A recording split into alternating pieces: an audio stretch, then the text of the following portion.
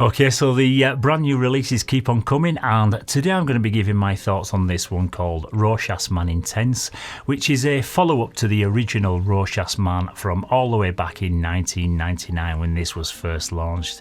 And a few years ago, this was really heavily hyped in the fragrance community, and all the reviewers were talking about it, because you could pick it up at the discounters for around about £20, and it's an amazing powdery coffee-based fragrance, which smells great, but you don't hear that many people talking about it much anymore. But I am sure that the hype will be revived now that this one's come along. So to find out all about this and whether it's an improvement over the original, stay tuned to this episode of Mags Frags.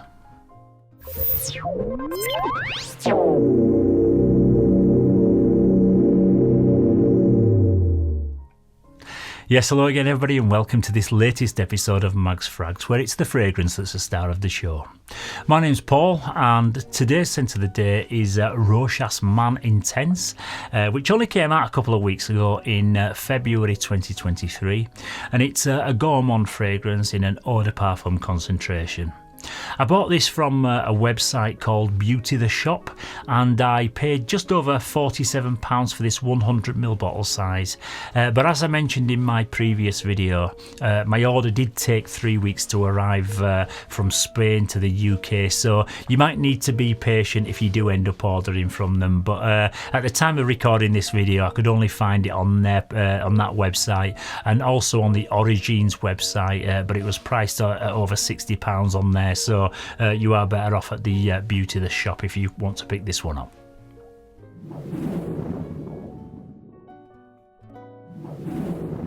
Okay, so into the presentation, and the box comes in a metallic pink colourway that looks great when you first get it, but it does collect quite a few fingerprints along the way, and it starts to look a bit grubby after you've handled it for a few minutes. But still it looks pretty nice on the eyes, and it's actually a double fronted box, so it's exactly the same layer on the reverse side, which contains the name of the fragrance, the name of the house, and the size and concentration. At the top is a small Rochas logo, and that's in a metallic chrome, and at the bottom is where you'll find your product information, your barcode, and also your batch code, which on this particular one is 24M50M329.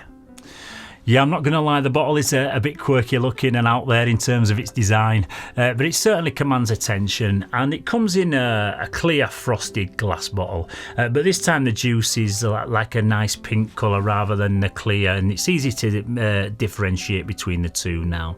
And everything else remains pretty much the same as the original version, apart from the colour of the juice, and also they've done away with this text on the underside of the cap on the original and just replaced it with a little sticker, which is just presumably to cut down on unnecessary costs, because it spends all its time sat face down anyway.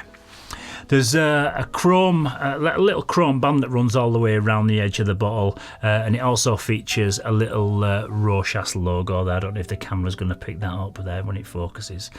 There you go. You do get a plastic click-on cap, which clicks really firmly into place, and sometimes it's a little bit tricky to get it off because your hand sometimes slips away and there's nothing really to grab hold of, so just be careful that you don't end up dropping the bottle. The atomizer is decent enough, and you get a nice big blast of juice, and overall it's a bit of a love it or hate it design, but it feels really well made and decent enough quality.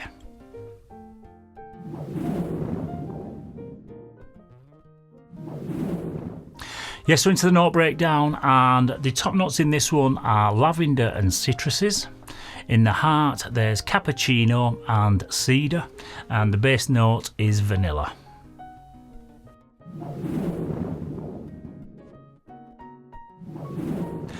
Okay, so when you compare the notes in this one to the original, it becomes apparent that it's been really stripped back, and there's now only 5 notes listed in the official note breakdown compared to the 11 notes found in the EDT version. And straight away from the first spray, it's clear to see that the brighter, fresher notes have been sacrificed, because this is instantly more dense, sweet and creamier smelling. It's almost like the cappuccino note and the vanilla have been amped up to the max, but there's also more of the lavender up top right out of the gate, and these are the kind of three notes that truly make up the spine of the scent. I think they could have also done away with the citruses and the cedar too, because I don't pick up on those much in this either. But this to my nose is a richer, smoother, sweeter take on the original, and although the difference is quite apparent when you smell them side by side, the main Rochas scent profile is right here, minus some clean florals, the patchouli and also the raspberry note that's been deleted.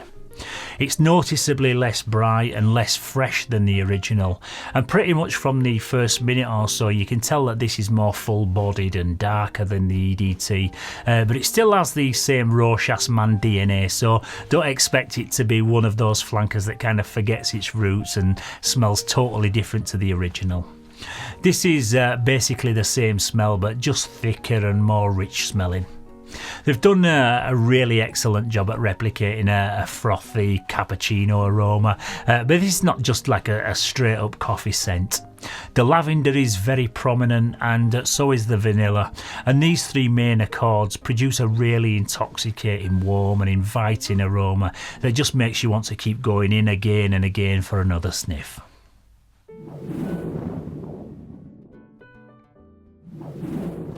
Yeah, this is best suited to the cooler months of the year, during maybe autumn and spring, and it's one that I'd be more inclined to wear casually during the day. It's a very relaxing and comforting scent with a laid-back character, so it'd be ideal to wear around the house if you're entertaining guests or having a family meal or maybe going on a date night.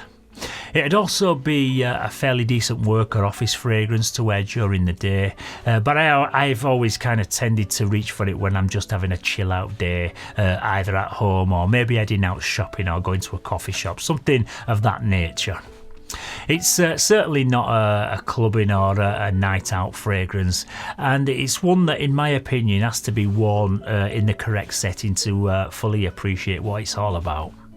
I think it's one that both men and women could easily pull off in equal measure, no problem, and pretty much anyone of any age could wear this, to be fair.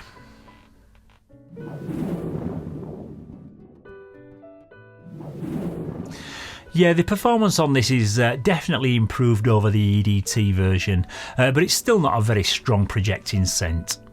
The EDT, in my opinion, has a fairly poor performance, but you can kind of forgive it because it does smell really good and it only sets you back 20 quid. But this is probably about 10 or 15% stronger, so it's whether it's worth paying double the price for or waiting until it hits the discounters for a similar price. But comparing these two side by side on tester strips and on skin, this intense version does have noticeably more depth and it smells stronger for sure. But like I say, it's not a massive difference where I'd be saying ditch your old EDT bottle and get this instead. It's kind of like a nighttime version of the EDT. But these budget coffee-based fragrances like these and Halloween Man X, etc. Do seem to sit a little bit closer to the skin. It's just part of that scent DNA. So you do get more of like an intimate, soft projection rather than a scent profile that screams for attention. So if you want a room filler, then these certainly aren't the ones for you. The longevity is okay, and you'll perhaps squeeze 7 or 8 hours out of it if you give your clothes a few sprays extra, but the performance is where I'm still left a little bit wanting with these two, and I do wish they would deliver just a little bit more.